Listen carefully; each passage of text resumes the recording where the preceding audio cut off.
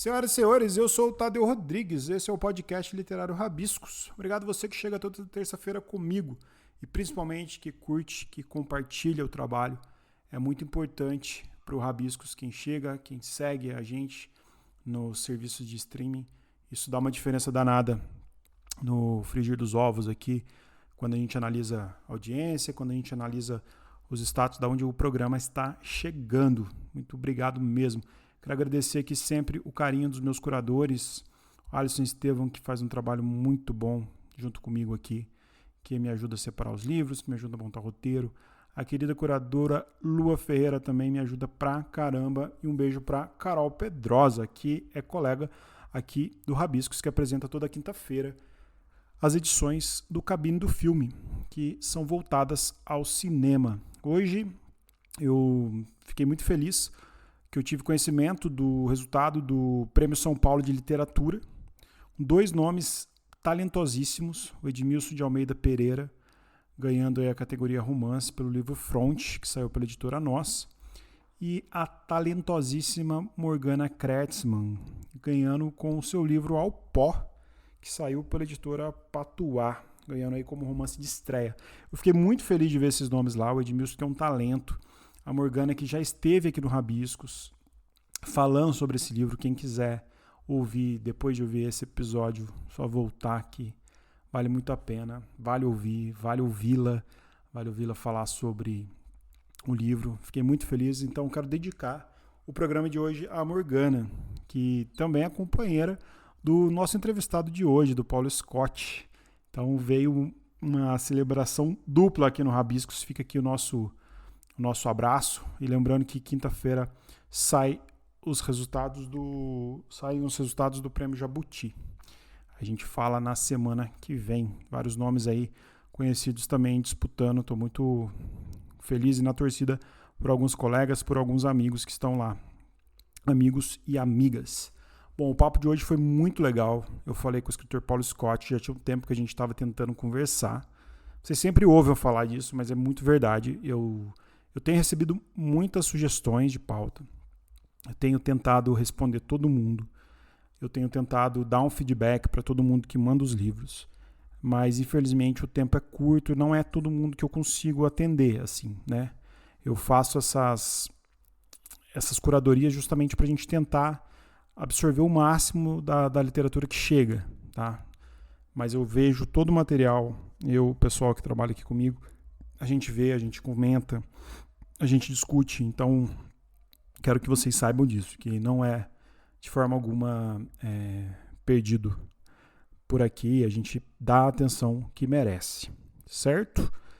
O Paulo Scott, ele está relançando o seu primeiro romance, agora dia 19, ele relançou lá na Ria Livraria, do queridíssimo Marquinho Benucci, o Voláteis, que foi o primeiro romance do Paulo Scott, e está comemorando também os 10 anos do Habitante Real, seu outro livro. O Paulo fala um pouco com a gente sobre a sua carreira literária, como a visão que ele tem na mescla do mundo jurídico com o mundo literário, como que ele enfrenta os problemas sociais, como que ele entende o mercado editorial. O papo foi delicioso, foi de muito aprendizado, eu aprendi muito, como sempre. Eu ouvi muito e eu acho que vocês vão gostar demais. É isso, espero que vocês gostem. Antes da gente ir pro papo, quero agradecer a editora Dublinense que me mandou 2 livros essa semana, Eu Não Sei Quem Você É, Penny Hancock. E também, que é essa tradução do Davi Boaventura, e também me mandou Mobiliário para uma Fuga em Março, da Marana Borges, que ganhou o Prêmio Minas Gerais de Literatura. Valeu, é Gustavo da Dublinense, o pessoal da Dublinense que sempre me manda mimos que eu amo de paixão receber, que eu acho as edições maravilhosas. É isso então, vamos ao papo. Paulo Scott, seja bem-vindo ao Rabiscos. Muito bom ter você aqui. Obrigado, Tadeu. Prazer estar com vocês aqui.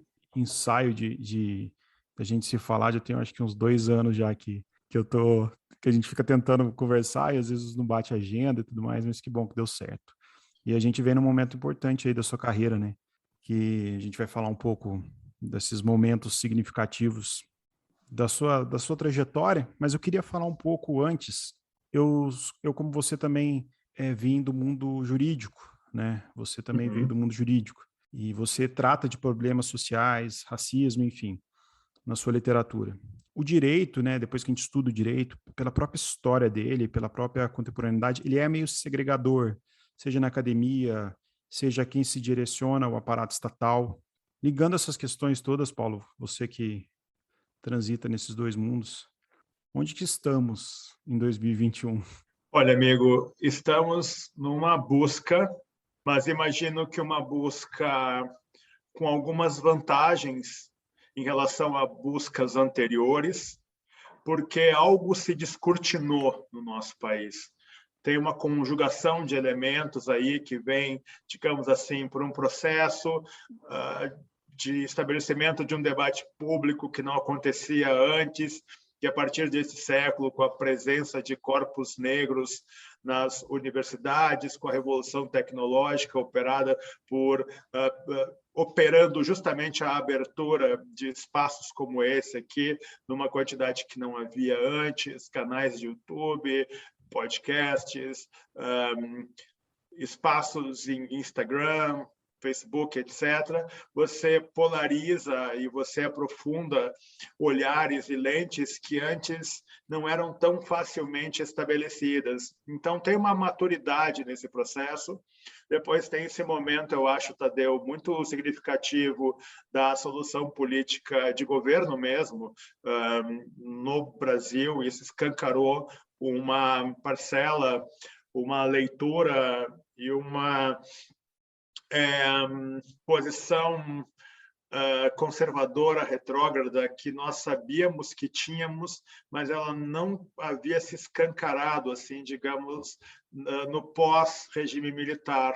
Então, eu acho que há um caldo de elementos muito sólidos para que se garanta, de alguma forma, também uma revisão do direito que evolui a partir da Constituição de 88, mas que continua sendo um esboço insuficiente para resolver, para tratar, para promover, digamos assim, soluções melhores para o nosso país. Nós continuamos um país em busca de uma democracia e nunca fomos um país democrático e, lamentavelmente, o direito é um dos instrumentos mais sofisticados de perpetuação dessa desigualdade, digamos assim. Esse avanço que você fala, que nós estamos enfrentando, né, que nós estamos tendo com essas discussões todas, com esse não lugar comum mais em estar nas mídias, nas redes sociais. Eu posso estar errado, mas quando eu vou ver apenas o mundo jurídico, não os militantes dos direitos humanos, mas o mundo jurídico em si, recentemente teve a eleição do Tribunal de Justiça do Estado de São Paulo, aquele bando de homem branco, né, nenhuma mulher.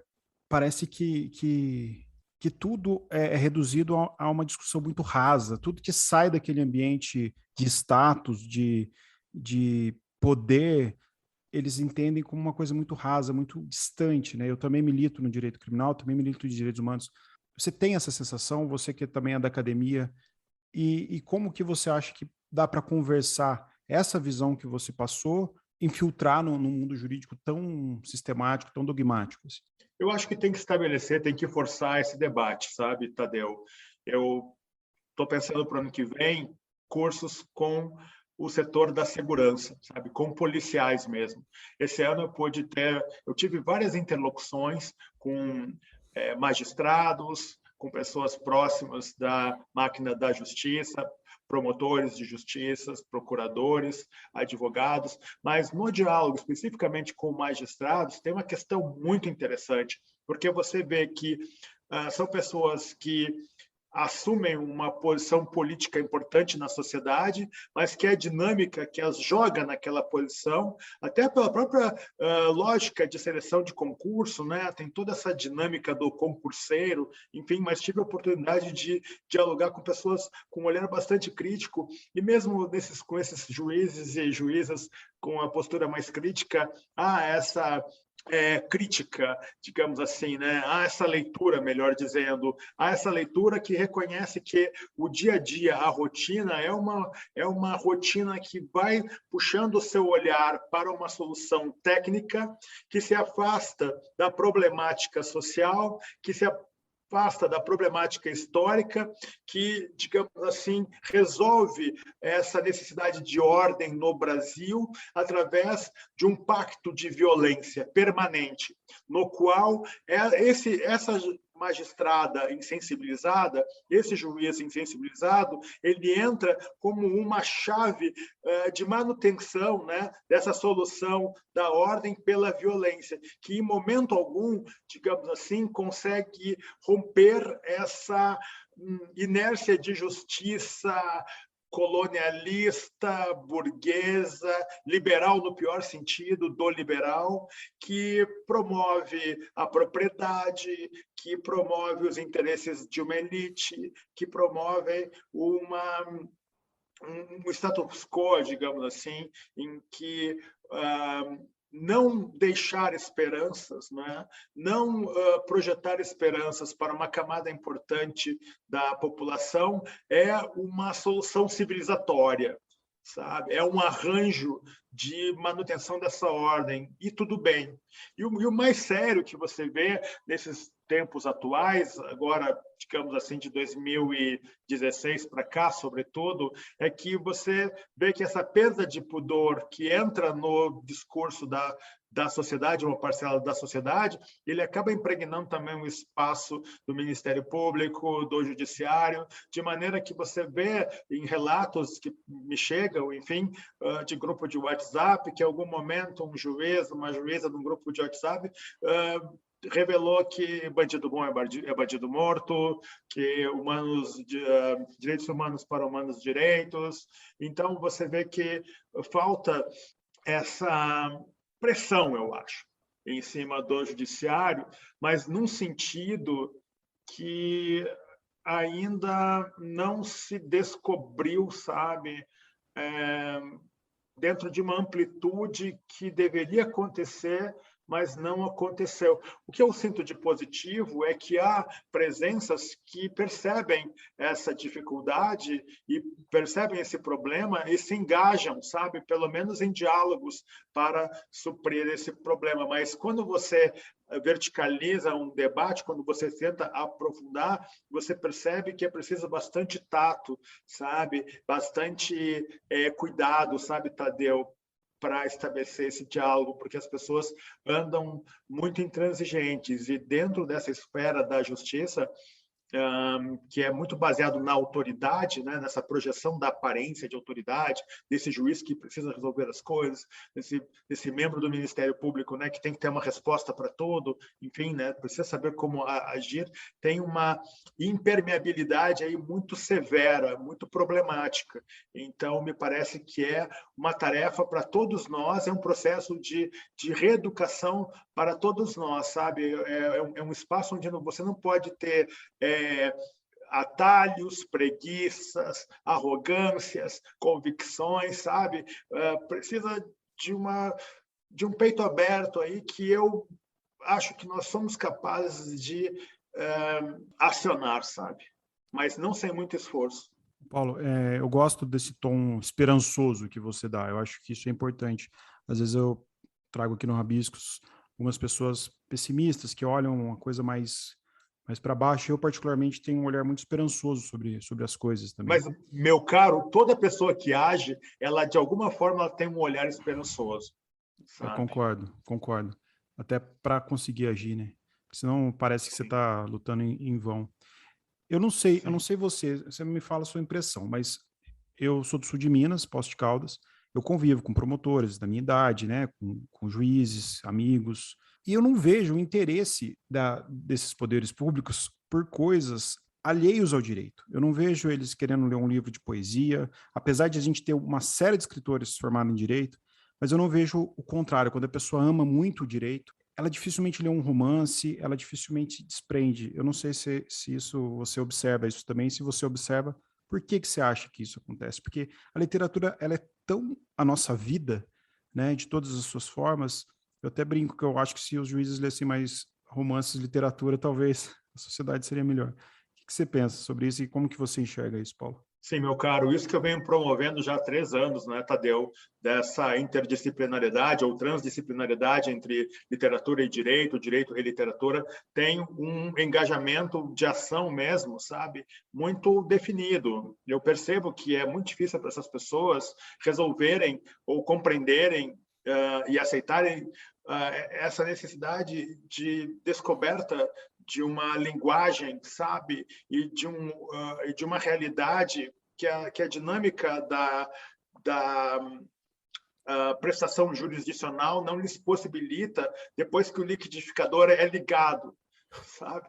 Mas essa brecha tem que ser encontrada e, claro, ela precisa de uma predisposição, ela precisa de uma pré-compreensão de que essa sensibilidade ela não é alcançada nessa dinâmica da prestação jurisdicional, do dia a dia, de uma vara criminal, de uma vara civil, de uma vara falimentar, etc. Mas eu imagino que muito na chave, muito na perspectiva de Martha Nussbaum, né? Eu acho que as coisas se resolvem. Essa esperança ela vem de uma reavaliação do processo de formação desses profissionais. Então, é uma questão educacional. Eu venho falando há muito tempo sobre isso, insistindo, não partir para um ataque direto, no sentido de começar a mandar cartas, né, para escolas de magistratura, para universidades, mas venho mantendo alguma interlocução com colegas que estão me convidando, né, para cursos e diálogos, etc., dentro da magistratura, do Ministério Público, da Defensoria Pública, etc., porque percebem a urgência dessa questão. Mas eu imagino, meu caro, que esse debate ele tem que ser conduzido para dentro das universidades, sabe? E, na verdade, ele tem que ser acolhido na própria instância do ensino médio, para mim, sabe? E depois nas universidades, e depois nas escolas de magistratura, do Ministério Público, Defensoria, procuradorias, porque é aí que você vai, de alguma forma, ganhar algumas presenças, sabe? Algumas mentes, para que essas pessoas possam, com o seu exemplo, com o seu sucesso, dentro, digamos assim, de uma carreira, de uma permanência dentro de uma carreira, sensibilizarem as pessoas com quem elas convivem. Eu imagino que essa coisa do direito e literatura é para ontem, sabe? Isso deveria ser uma disciplina dentro das escolas formadoras de juízes. E é porque, enfim, nessa perspectiva não tem como escapar da jurisprudência, né? Na perspectiva da metodologia da ciência do direito, né, romano-germânico e, sobretudo, germânico mesmo, quando os juristas alemães dizem que tem que focar no intérprete, né? E o intérprete é a magistrada, é o magistrado. Então, eu acho que tem que colar nas escolas de magistratura, assim, no curtíssimo prazo, e tem que colar também nas faculdades de direito. Mexer nas hermenêuticas todas também.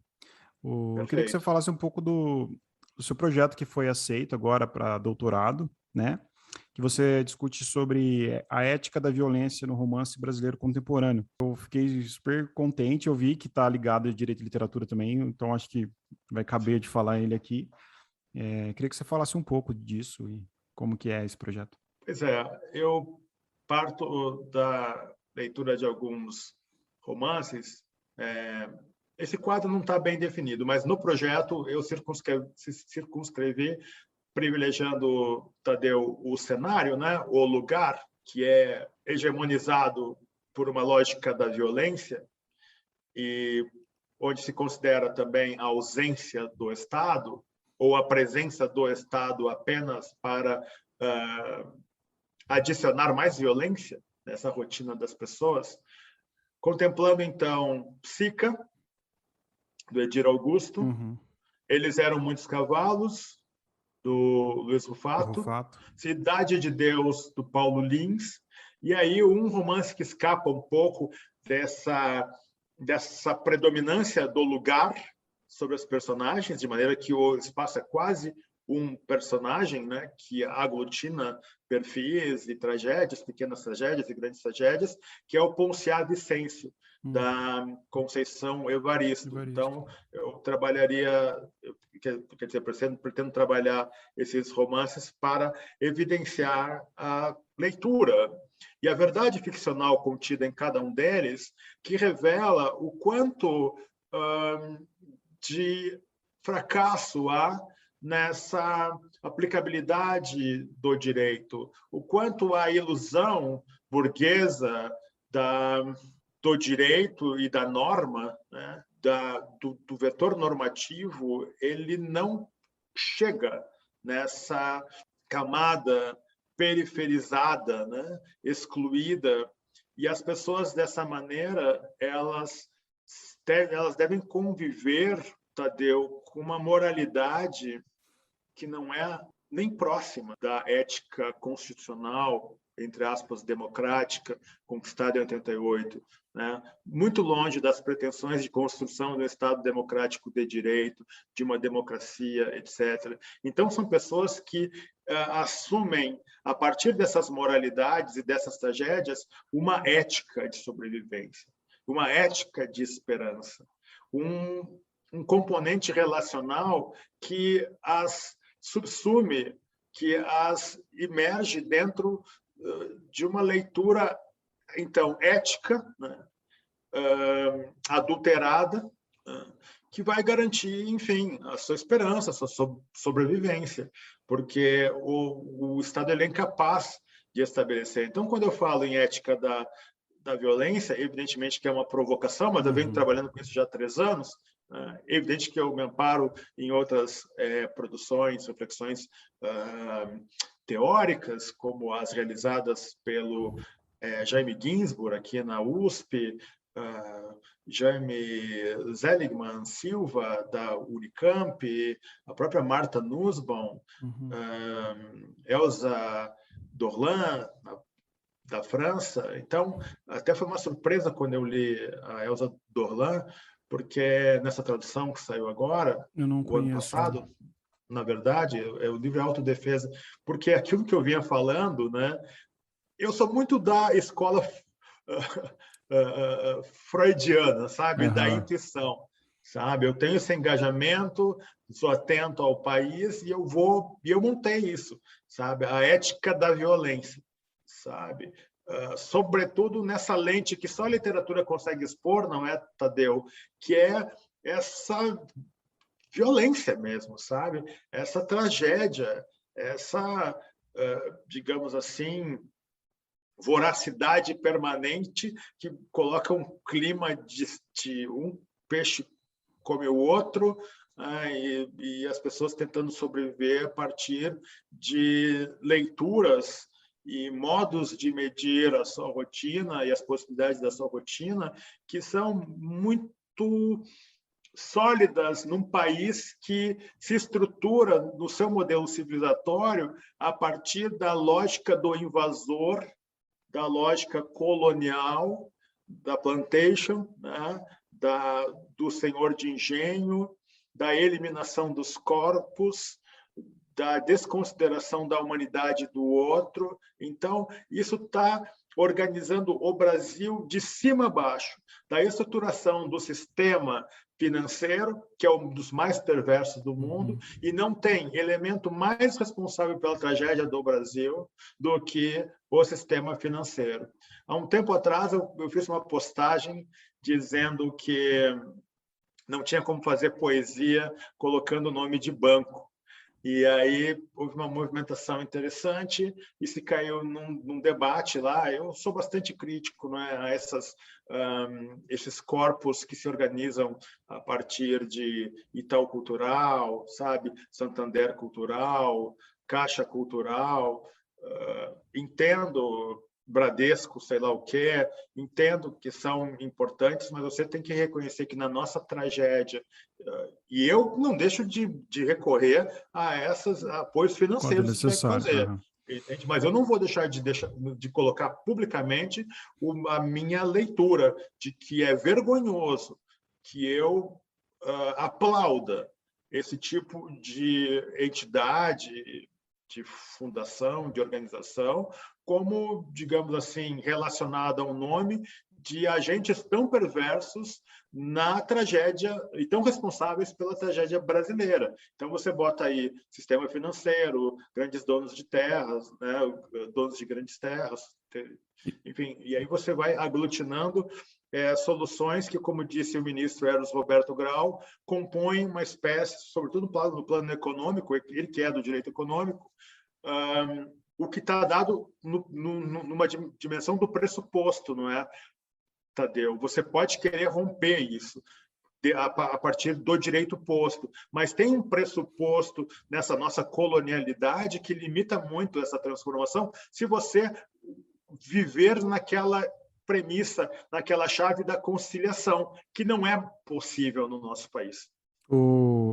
Muita coisa que você falou aí que eu fui remetendo. Primeiro, quando você citou o Rufato, e de fato são escritores aparentemente diferentes, mas agora você falando, talvez eu consiga linkar melhor. A sensação que eu tenho, analisando a sociedade como um todo, nós que somos estudados, que temos acesso à leitura, nós temos a nossa bolha, né, a famigerada bolha também. E essas grandes entidades, essas grandes corporações, ou os poderosos, alguns entenderam que você consegue afagar um pouco a classe baixa com algumas coisas, né? Você falou até dos bancos. O banco faz propaganda hoje falando o que importa para você é a sua vida, não é o dinheiro. O banco fala isso, porque ele sabe que isso é uma forma de acalmar as pessoas, né? E quando a gente tem acesso à periferia, à literatura periférica, né, que eu trago bastante gente aqui da literatura marginal, que eu acho, né, fantástico, eu sinto, Paulo, que a gente tem um dilema social que ao mesmo tempo que está longe de ser resolvido, ele está passando por uma transformação que a gente não consegue enxergar de fato, porque a gente está nela, né? Aquela coisa de a gente estar embaixo da tempestade, não consegue enxergar, né? Não consegue abrir o olho direito. Quando você escreve Marrom e Amarelo, que eu acho que é um livro fantástico, eu acredito que ele é um marco mesmo da literatura contemporânea, acho que eu falei isso no episódio com o Itamar, se eu não me engano. Eu não estou sozinho nessa opinião, né? Foi tão celebrado aí. Tem alguns tratados sobre direitos sociais no livro, tem alguns tratados sobre direitos humanos, alguns conflitos, né, em especial pelo Federico e o Lourenço. Você atinge longe, você consegue atingir mais longe. Mas nós estamos hoje num cenário bélico, ideológico, nas discussões políticas, e eu não consigo ver, em alguns momentos, conclusões. As discussões, elas não estão gerando conclusões e não estão gerando persuasões também. As pessoas estão inflamadas, né, irritadas. Quero que você faça, dentro disso que você estava falando, linkando com Marrom e Amarelo, tá? Aí eu quero entender um pouco a estrutura do livro, porque eu acho, não poderia não perguntar isso para você. Você tenta essa costura social quando você faz isso? Você parte da onde para criar esse romance? Meu caro, eu parto. Essa pergunta é muito boa, mas ela tem duas dimensões, ou digamos, níveis de resposta. Assim. Antes, eu quero te dizer uma coisa que, para mim, é muito importante que você falou aí. Agora não vou lembrar as palavras exatamente, mas me chamou a atenção de uma coisa que é muito urgente para mim, sabe, Tadeu? Você falou das bolhas e das leituras, né? Eu sou bastante crítico do processo acadêmico. Você vê que nessa coisa da tutela, né, das pessoas precarizadas, subalternizadas, relegadas a terceiro, quartos planos, né? Na academia tem muito essa coisa, né? A academia ela tutela, mas ela não quer a presença dessas pessoas dentro do espaço acadêmico. Totalmente. Então, você vê várias, né, intelectualidades importantíssimas, né, na leitura do Brasil que se opuseram, por exemplo, às cotas. E, por sorte, depois fizeram uma revisão da sua postura. Mas você vê que essa questão da aproximação e da bolha, ela tem, por exemplo, muitas insuficiências. Uma delas é essa coisa de não buscar uma produção. Por isso que a presença das mulheres negras, que começam a formular teorias, leituras e testemunhos, etc., no espaço acadêmico, é fundamental para esse deslocamento da lente de leitura do Brasil, que parece que não tem mais volta. Isso foi feito pelas mulheres negras, sabe? Porque o espaço acadêmico ele é muito ainda envolvido, sabe, por Walter Benjamin, Foucault, entende? Derrida, Marx, Engels, Hegel, Kant, enfim, Rousseau, Thomas Hobbes, enfim, etc. Né?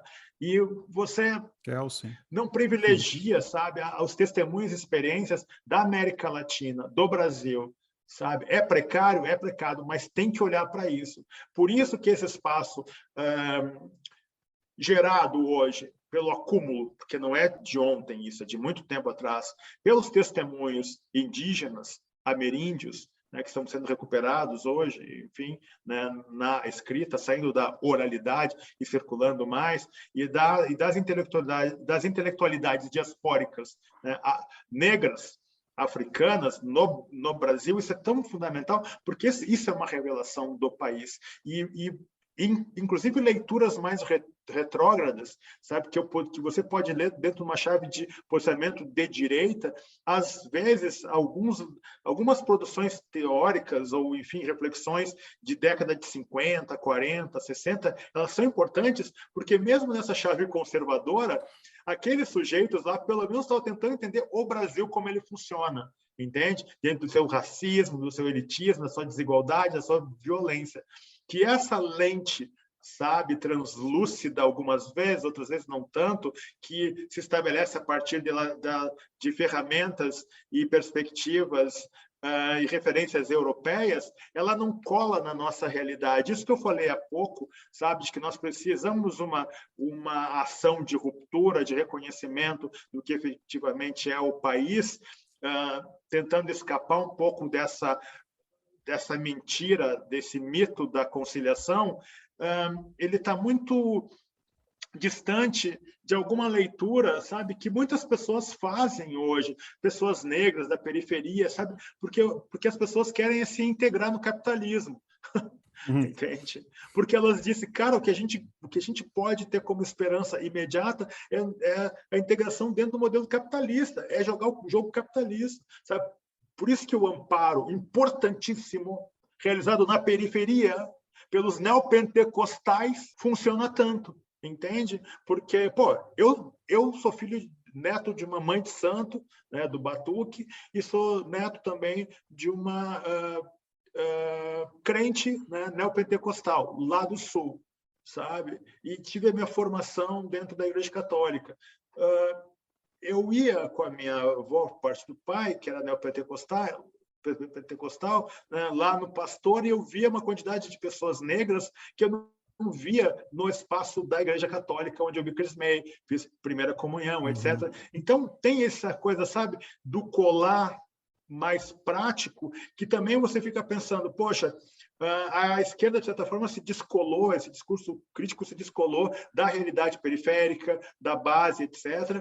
Então, você fala assim, não vai ter conciliação, sabe? Mas as pessoas não têm condições, não têm energia, né, para estabelecerem essa conciliação, porque elas estão preocupadas em sobreviver, em ter o mínimo, sabe, de alegria, de dignidade, essa coisa, né, da legitimidade que a Elza Dorlando trabalha, né, é muito amparada na posse, na propriedade. Eu que venho de uma família pobre, eu sei muito bem isso, o quanto é importante você ter uma casa própria, limpinha, pintadinha, entende? Um carro, sabe? Isso tudo é status que mostra para a polícia, mostra para o Estado, mostra para a elite, olha, sabe, eu estou aqui, eu tenho dignidade, sabe? Não interfira aqui, sabe? Sobretudo para a polícia, etc.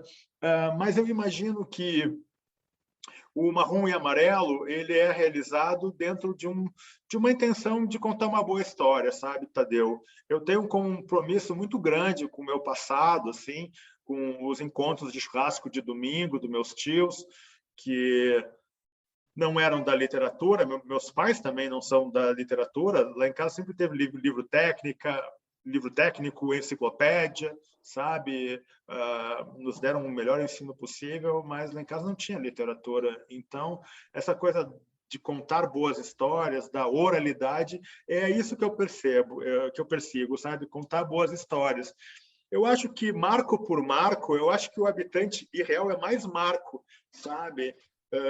Porque de alguma forma, assim, era uma coisa que, poxa, é uma tragédia que continua bastante invisibilizada, sabe? Bastante distante da nossa sensibilidade. E quando eu comecei a contar aquela história ali, eu comecei a contar aquela história, Tadeu, muito envolvido com a quantidade de adolescentes indígenas que estavam se suicidando ali naquela virada de século, sabe? Aquilo ali mexeu muito comigo. E foi em todo o Brasil, teve essa onda de suicídio de meninas e meninos indígenas que olhavam para o mundo dos não indígenas, né, do branco, enfim, e dizia, eu nunca vou entrar nesse mundo, né? Então, eu prefiro ficar com os espíritos, né, da pouca mata que ainda resta, e porque em volta dos espaços urbanos, isso era uma tragédia muito forte. Então, eu acho que a estrutura do Marrom e Amarelo, ele, de alguma forma, ele coloca essa questão da afirmação de uma lente e de uma intimidade que, organizada a partir do sentimento de raiva e de um retorno imposto, isso tudo moldando um espelho, que é aquele homem que está muito longe do meu perfil, né? Porque eu não tenho as questões que o Federico tem, não são as minhas questões, né? De homem negro, pardo, de pele clara, de uma família negra, como eu sou e que ele também é. Organizando um espelho que é inevitável para todos nós, a certa altura da vida, que revela os nossos equívocos, né? Então ele se encontra diante desse equívoco que é inevitável para todos nós. E eu acho que se o romance tem alguma coisa relevante é organizar esse perfil, essa intimidade, esse olhar pessoal que descobre que, apesar do seu esforço, do seu engajamento, da sua ética, do seu engajamento ético, ele não conseguiu entender a dimensão da tragédia brasileira, sabe? Porque ele se vê confrontado pela sobrinha, pelo retorno ao bairro, pelas pessoas do bairro, pelo seu irmão, pelo delegado com quem ele acaba entrando em rota de colisão.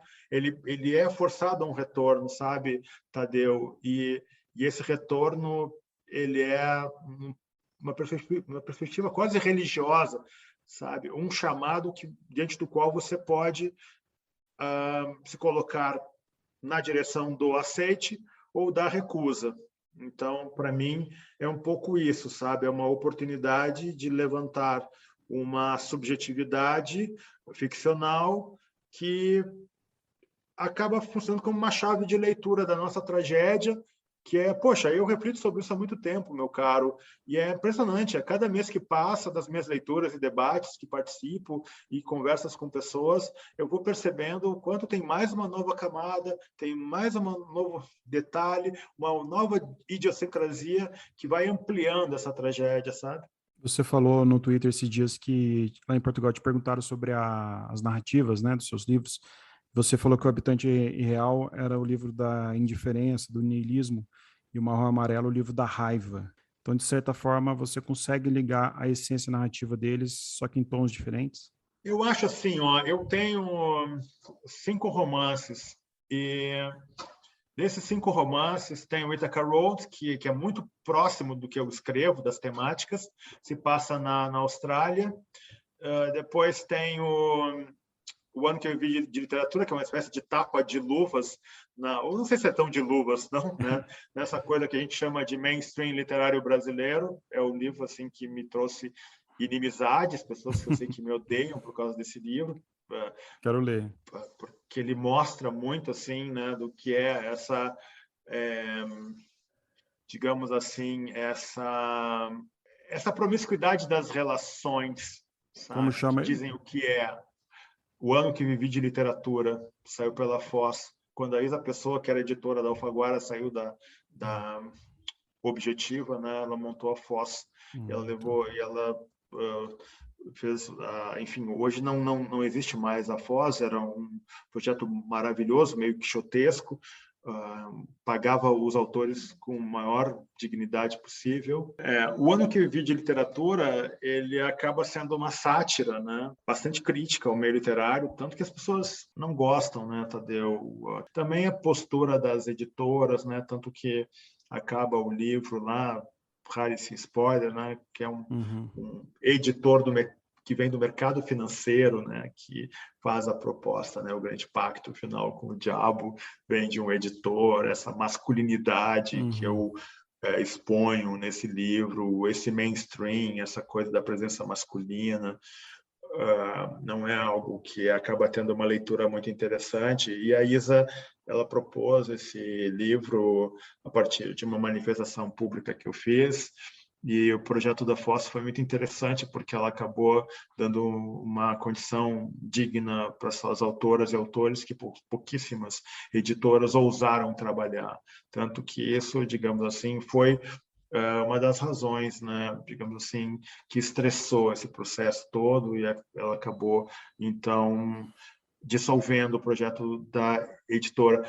E o próprio Voláteis, que está sendo relançado agora, com troca do nome das personagens e algumas modificações significativas, você já vê que esse jogo, digamos assim, de enfrentamento de uma estrutura que é inercial do nosso país, ele está colocado ali. É que, de fato, digamos assim, as temáticas e a própria construção, o arco narrativo das personagens, de maior profundidade, se percebe mais facilmente, não que nos outros não exista, mas eu acho que eu crio personagens com uma profundidade, uma quantidade de camadas quantitativamente maior do que nos outros romances, intencionalmente maior, porque eu engato a presença, o deslocamento dessas personagens diante de um cenário que é, sobretudo, um cenário conflagrado, tenso, de exposição, digamos assim, de uma tragédia social mais organizada, mais ampla, sabe, mais determinante do comportamento das personagens. Isso acontece nos outros romances, muito no Ithaca Road, que se passa na Austrália, e muito no Ano que Vivi de Literatura, mas você percebe essa tragédia social de uma forma mais clara, mais evidente no Voláteis, no Habitante Real e no Marrom e Amarelo. Mas essa é uma opção, é uma estratégia de organização, digamos assim, da estrutura do romance e da condução da narrativa, que é um pouco reflexo desse indivíduo engajado ou crítico que eu acabo sendo, mas o meu compromisso sempre é de contar uma boa história, como eu digo, buscando sempre uma personagem que tenha uma singularidade, não para a leitora, para o leitor, mas para mim mesmo. Mas sempre montando esse arco narrativo, Tadeu, de uma forma que exija, de alguma forma, a inteligência, sabe? A imaginação na leitura.